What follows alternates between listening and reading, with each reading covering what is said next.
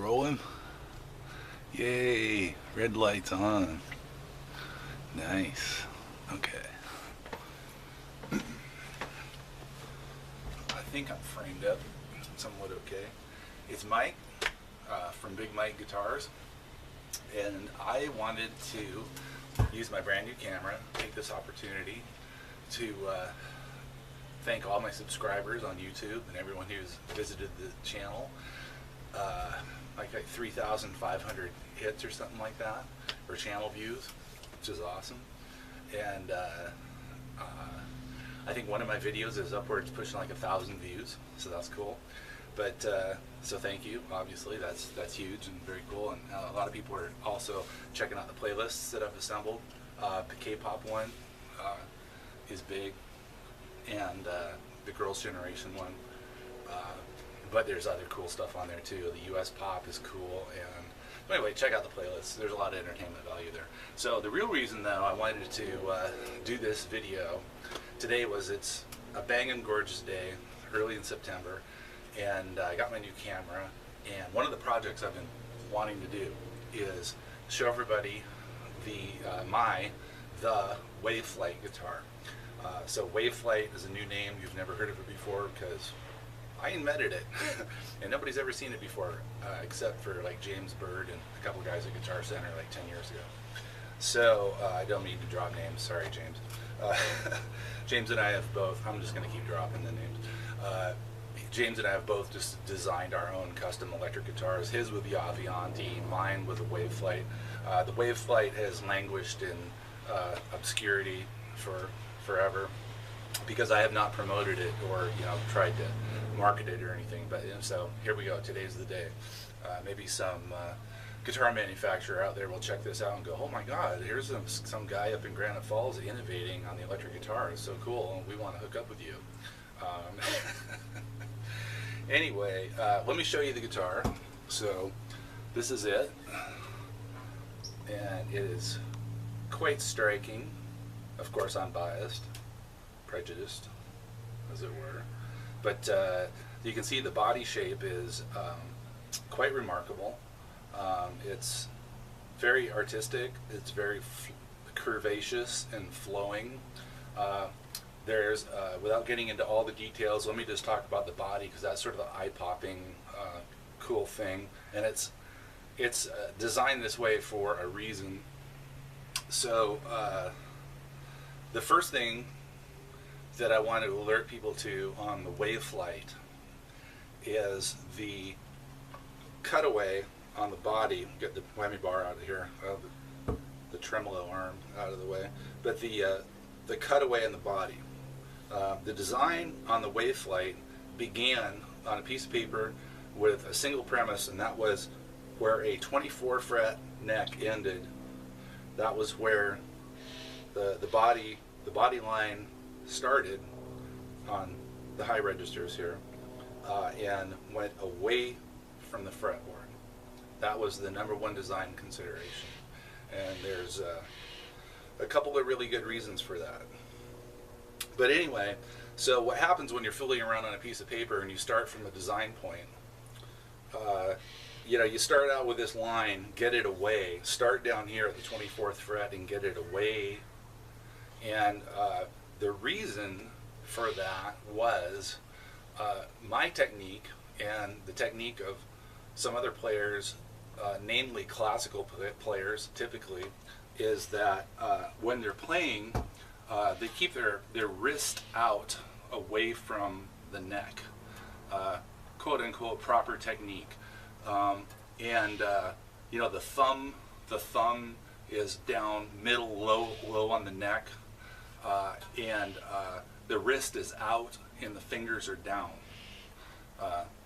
So this is in contrast to sort of more rock and roll guitar technique, a little less orthodox, where the neck is in on the hand, in oops, banging the guitar on the window, but in on the palm, the web between the thumb and the hand, and and the thumb can even come over like the neck. I mean, sometimes you'll see people like fretting strings with a thumb so much so. I'm not totally against that. I even do that myself, but very rarely. And with it's quite unusual, but it's meant to illustrate the difference in hand position right now. But they get and it helps people get maybe a little more strength on the note, bending the notes and whatnot for the rock and roll styles. But for me, my technique was always get the wrist out away from the neck, get the thumb down low, and maintain that all the way up. Maintain that singular hand position no matter where you are, for the most part. Well, of course, when I get down on the net, I tend to go in with a more rock and roll kind of technique, and I'm kind of in here where the palm of the hand is on the neck for like the big, these big chords down here in the nut. But in general, like when I come up and I'm doing my lead and whatnot, or most of my playing, I'm trying to get that classical hand position, and I do it because it provides consistency from top to bottom, and I can maintain similar strategy tactics on the fretboard from top to bottom, and maintain a high degree of hand strength, and which really allows me to play on the upper registers much more forcefully and precisely and fluidly and all that.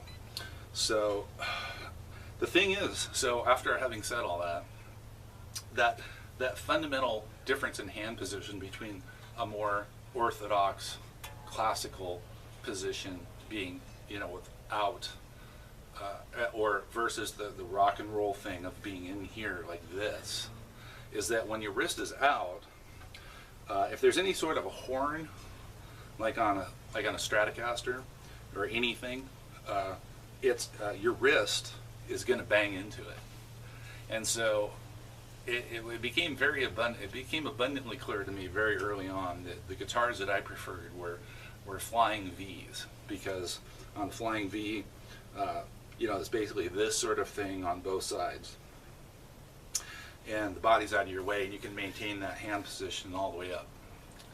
So I've had tremendous difficulty trying to play a Strat.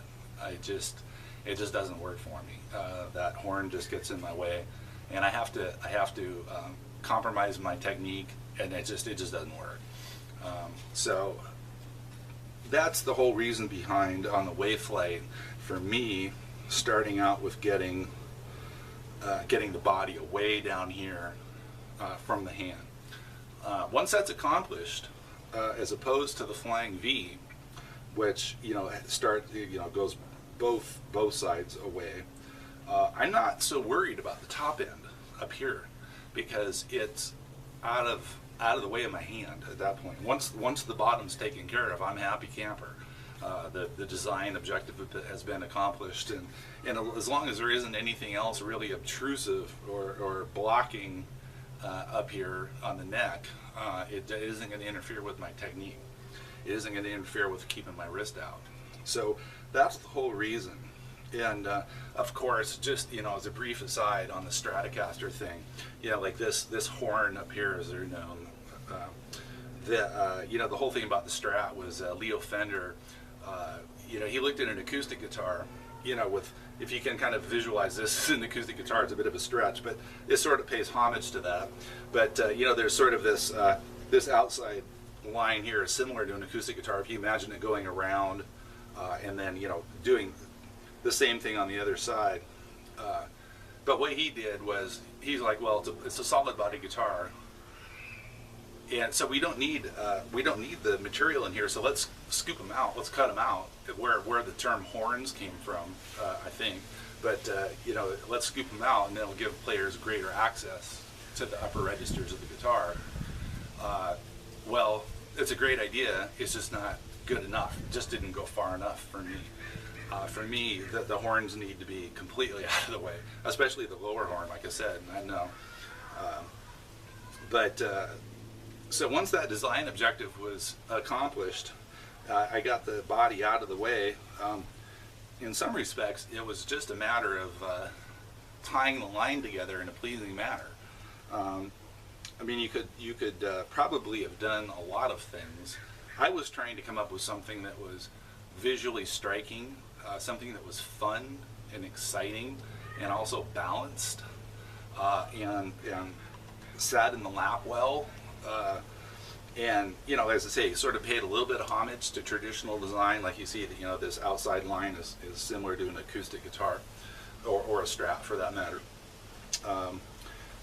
The other, a lot of people look at this and they see a treble clef sort of theme. That wasn't my intention.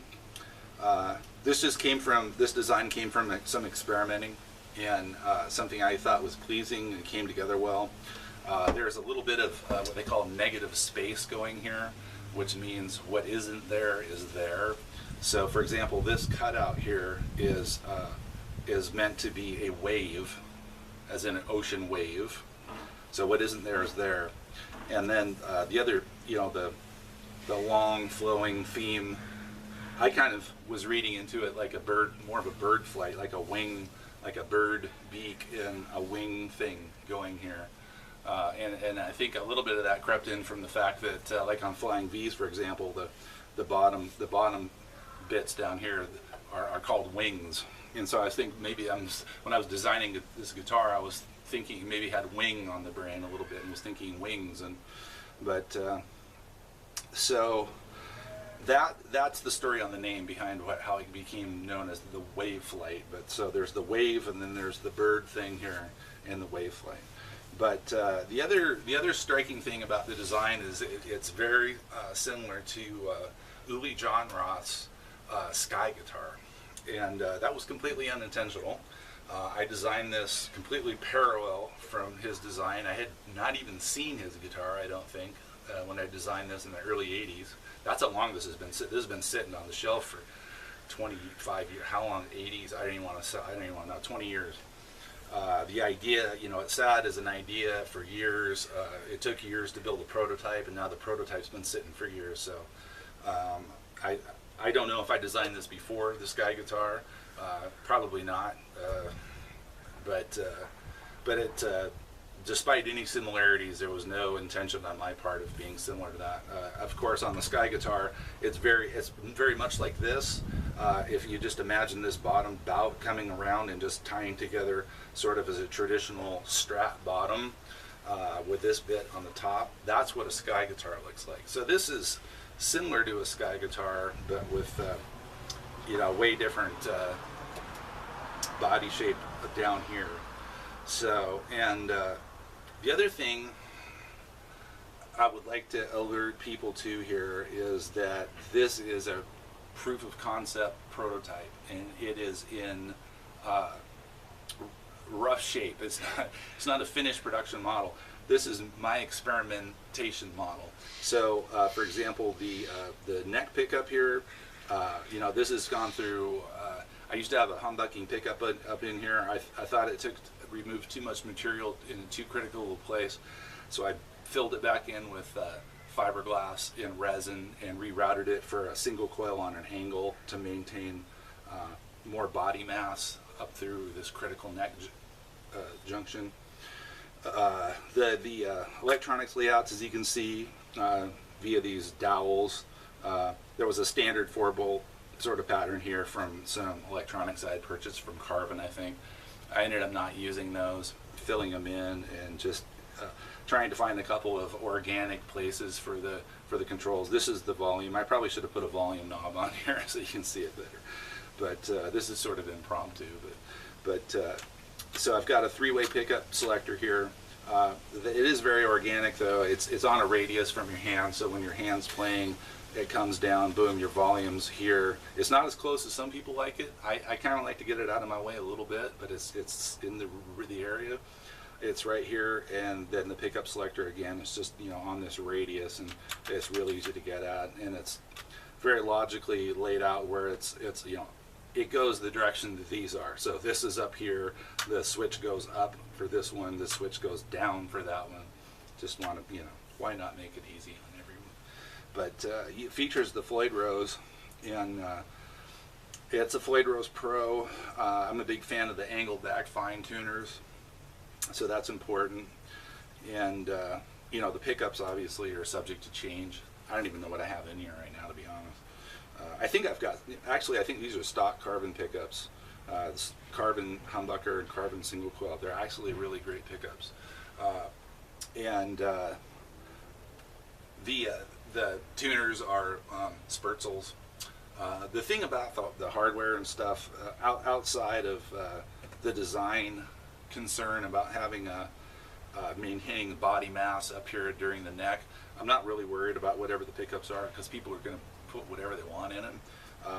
The Floyd Rose is important to me, but it could just as easily be built with a stop tail bridge. Same thing with the tuners. You could put whatever you want in it. I'm kind of a fan of the Sperzels. But as far as that goes, depending on how custom the instrument is, the electronics could change in the position of their, you know, the position could change. Also, you'll notice on this, it doesn't have the Floyd Rose locking nut. That's not because I don't like the locking nut. It's because I simply haven't installed it yet. I would prefer to have the locking nut on here. This is just a standard nut, but you know, a lot of people like to go with the Sperzel locking tuners and a standard graphite nut. That works good for them. You could certainly do that. We'll flip it around and you can take a look at the back of the guitar. Again, it's wide open. Yeah, it hasn't been. This is, again, it's a prototype. It's in the state of flux, but you know, it's got standard route here for the Floyd Rose. I use the 3-spring. Personally, I like the 3-spring thing with it angled in. It's one of those little tips and tricks things that you can try. It may click with you or not. But the electronics are very minimal right now. You know, I've got them shielded with copper foil, which I think is always a good idea. But you know, the electronics are subject to change and whatnot. Right now, I've got the output jack down here at the bottom. Get it away from me. You know, get it down out somewhere. That actually could change.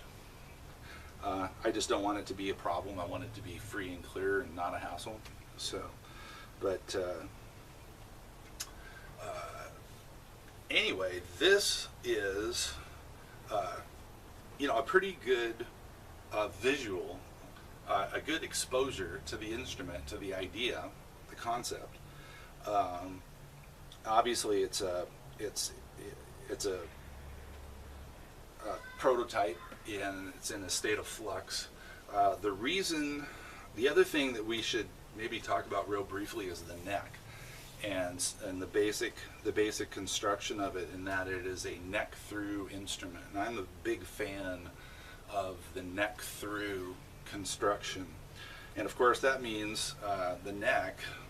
And it's pretty much impossible to tell on this because the body's been painted, but the neck continues on through the body here, and basically these body parts, the wings, are basically just glued on to the sides of this single continuous piece of Eastern rock hard maple, and it makes a fantastic designed when you want to maximize access on the upper registers, and you want to get all this wood away. You want to get it away. You don't want a bolt neck, and you don't want a big blocky neck. You don't want a big bunch of chunk of wood here. You want it less is more here. You want to get it out of the way, and as you can see, it's very smooth and streamlined and fluid through here. It feels good, and when you get your hand on here, when you bring your hand up, there's just nothing. I mean, it's just fly. It's just like go all the way. You can actually play off the top of this fretboard, which is almost good, because when you actually have your hand out with proper technique, you'll find that your hand actually leads your fingers. When I'm playing with the technique I do, my hand actually goes up farther. So having having this wood removed away is actually really useful. Free and clear and effortless playing all the way to the top. The neck is a Carvin neck. One of the things that made building this prototype possible was the availability of the Carvin neck mail order as a standalone piece. Very cool. But it is what it is. And it's good, but it is what it is, and it's a 25-inch scale, which is right in between the Gibson 24 3/4 inch scale and the Stratocaster 25.5 inch scale. Those are the two standard scales. The new player on the block is the 25-inch scale. Paul Reed Smith uses it, and so does Carvin. And it's an okay scale. It's not my favorite, unfortunately. I have come to really embrace the 25.5 inch Strat scale, like on the Jackson stuff, the USA Jackson King V, for example, is sort of my benchmark guitar. And but the neck is fantastic. It's thin and fast. The fretboard is Ebony. It's got jumbo frets, and or super jumbo frets. And the neck as it is fantastic, and it's a great value, and it was a wonderful opportunity for me to realize my vision. Personally, I mean, I'd be down with putting this in a production model with this neck any day, but personally, I would like to build another one of these with a 25.5 inch scale. Right now, I am not aware of any commercially available, standalone neck blank 25.5 inch scale, wide, flat fretboard, extra jumbo frets. Like basically being able to buy a USA Jackson neck blank, neck through, and build a guitar from the straight up. Jackson doesn't offer that. Right now, Carvin's the closest, the best and the closest, and so it's a little bit of a dilemma for me because it's not my favorite neck scale length, but it is a fantastic neck. And the other sort of sadness about this is that it's not actually set up very well. The bridge is not intonated very well, and so it's not actually something that I want to play for anyone right now. I'm not really worried about that because this project's still just starting to get off the ground. Of course, people are worried. Well, hey, you got a lot of cool design stuff. It looks awesome, and you got a lot of cool design stuff, and a lot of thought has been put into it. How does it sound? Some might argue that the tone of the instrument is more important than all the rest of what I just said. It sounds great. I've had it up and running. It actually would play right now, but I mean, it's stringy. It has great natural acoustics. The guitar follows the light and resonant versus the heavy, dense, sustained sort of thing. I'm more a fan of having a guitar be more lighter and more resonant because I'm able to recapture the sustain through the neck through body design, and with Floyd Rose Tremolo with a locking nut reintroduces the sustain. So you're able to get a light, resonant guitar with tons of harmonic complexity and great acoustic qualities and really stringy sounding and nice that way. But also regain the sustain through the design, the neck through design, and the bridge. So for me, that's like the optimal synthesis of those two ideas. But we'll obviously have to get this guy tuned up and intonated, and turn him loose. Maybe get the nut put on him, and turn her loose for everyone to hear, so they can get a chance to hear it. But it's a really fantastic project. It's a really cool guitar, and I'll just flip it around here so you can see the back like this, and I hope people dig it. I hope people think it's cool and like it and contact me about it and want some. So wouldn't that be awesome? Could start producing the next cool electric guitar for everybody. That would be very cool. But anywho, all right. So thanks for checking out the little Waveflight demo. Kind of went on at length, but you know, there was some important stuff I wanted to get out on it, and maybe the next time we turn the Waveflight loose, we can be shredding on it. So, all right. Thanks a lot. I'm going to set this down here as careful as I can. It's a balancing act. It's a pointy guitar, but okay, you're all steady. And so Mike, Big Mike Guitar signing off. The neighbor's starting to make a hell of a lot of noise with the mower, like chinking into stuff anyway, so great time to shut it down. Thank you.